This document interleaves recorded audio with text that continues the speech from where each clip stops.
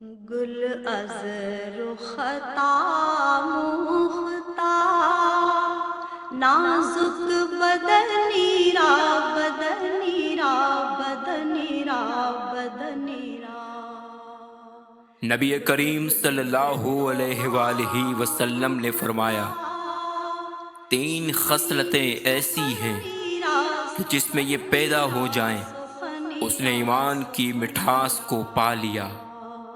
اول یہ کہ اللہ اور اس کا رسول اس کے نزدیک سب سے زیادہ محبوب بن جائیں۔